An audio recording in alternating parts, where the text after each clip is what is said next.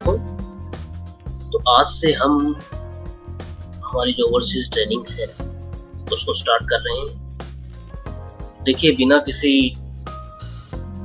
Time की खपत के मैं डायरेक्ट पॉइंट पे आ जाता हूँ। तो देखिए, मेनली इस ओवरसीज ट्रेनिंग के अंदर मैं आपको 4 टॉपिक्स पे लेक्चर। पहला जो है वो है ministry of overseas external affair, और दूसरा है प्रोटेक्टर ऑफ इमिग्रेंट, और तीसरा है टॉपिक रजिस्टर्ड एजेंट, और चौथा है क्लाइंट यानी कि हम लोग। तो सबसे पहले हम थोड़ी सी डिस्कस कर लेते हैं ministry of overseas external affair. तो ये क्या है कि एक बहुत बड़ा ऑर्गेनाइजेशन है, एक बहुत बड़ा डिपार्टमेंट है जो न्यू दिल्ली के अंदर स्थित है। और ये केवल इंडिया के अंदर ही नहीं है, बल्कि हर एक कंट्री की अपनी मिनिस्ट्री ऑफ एक्सटर्नल अफेयर होती है, चाहे वो कनाडा है, चाहे वो अमेरिका है, चाहे वो यूके है, चाहे वो कोई भी कंट्री है। अब ये जो कंट्री है ये जो मिनिस्ट्री है, ये क्या करती है कि जो दूसरी कंट्री के साथ में हमारे जितने भी लेन देन होते हैं, तो उनके लिए पॉलिसीज तैयार करती है, उनके लिए प्लान बनाती है, उनके लिए नीतियों का निर्माण करती है। तो इसने क्या किया कि स्टेट वाइज अपने नीचे छोटे छोटे डिपार्टमेंट बनाए, जिन्हें हम प्रोटेक्टर ऑफ इमिग्रेंट कहते हैं। ठीक है, और ये प्रोटेक्टर ऑफ इमिग्रेंट जो है वो हर एक स्टेट के अंदर, चाहे वो पंजाब हो, चाहे वो हरियाणा हो, चाहे वो आपका बिहार हो, और चाहे वो यूपी, कोई भी स्टेट हो, हर एक स्टेट के अंदर आपको प्रोटेक्टर ऑफ इमिग्रेंट मिलेगा। यही प्रोटेक्टर ऑफ इमिग्रेंट जो है वो आपको लाइसेंस प्रोवाइड करता है, और फिर ही आपकी रिक्रूटिंग एजेंसी बनती है, फिर ही आप जो है वो रजिस्टर्ड एजेंट बनते हैं, फिर आप लोगों के पास में जो है क्लाइंट आते हैं। ठीक है, तो देखिए, इस तरह से ये जो प्रोटेक्टर ऑफ इमिग्रेंट है वो पूरे के पूरे इमिग्रेशन पर कंट्रोल रखता है। किसी भी तरह की आपको प्रॉब्लम है तो आप इस पे जाकर शिकायत कर सकते हैं रजिस्टर्ड एजेंट की, अगर वो आपको किसी भी तरह के जो नाजायज फंडे हैं या इनलीगल वर्क है उनमें आपके साथ में कुछ ऐसा करना है। तो अब देखिए, जो तीसरा फंडा है वो है रजिस्टर्ड एजेंट। अब सबसे पहले तो दिमाग के अंदर ये बात आती है कि रजिस्टर्ड एजेंट कहते किसको है। रजिस्टर्ड एजेंट कहते हैं या रिक्रूटिंग एजेंसी कहते हैं, एक ही बात है। ये क्या करती है कि प्रोटेक्टर ऑफ इमिग्रेंट से लाइसेंस जारी करवाती है। अब आप पूछेंगे कि वो लाइसेंस कैसे जारी करवाती है, तो इसकी देखिए ministry of overseas external affair की एक वेबसाइट है।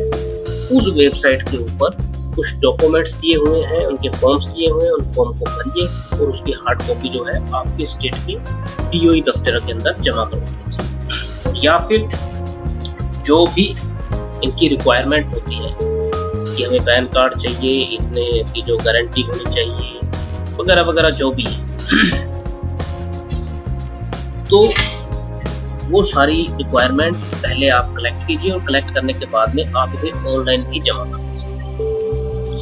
लेकिन ध्यान रखिएगा, अगर आपके पास में एक भी डॉक्यूमेंट मिस है तो प्रोटेक्टर ऑफ इमिग्रेंट आपकी फाइल प्रोसीड नहीं करेगा।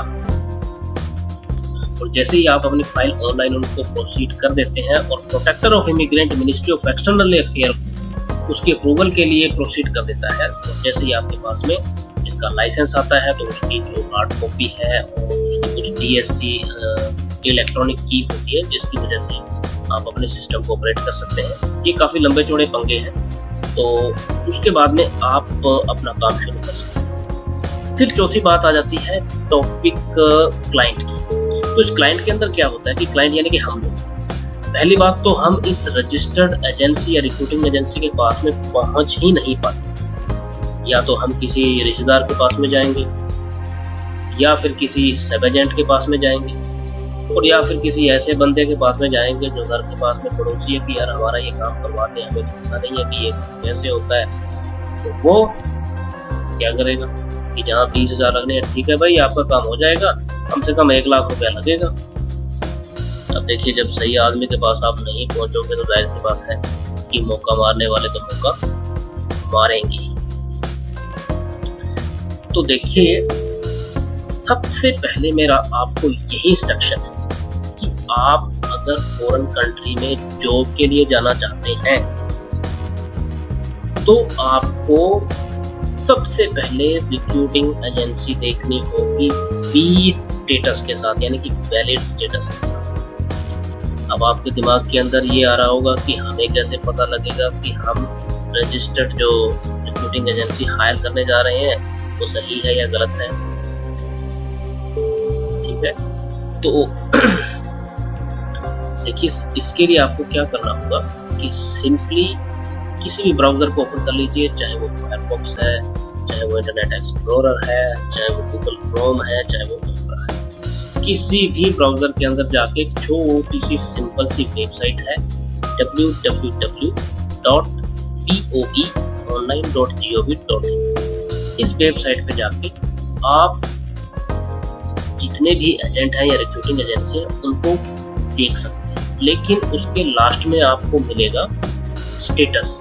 उसका स्टेटस बी होना चाहिए। अगर बी के अलावा कोई भी स्टेटस है तो प्लीज उस रिक्रूटिंग एजेंसी को हायर मत कीजिए। बी का मतलब है वैलिड, यानी कि वो एक्टिव है, उसे अभी भी गवर्नमेंट द्वारा अधिकार दिए गए हैं, वो लीगली काम कर सकता है।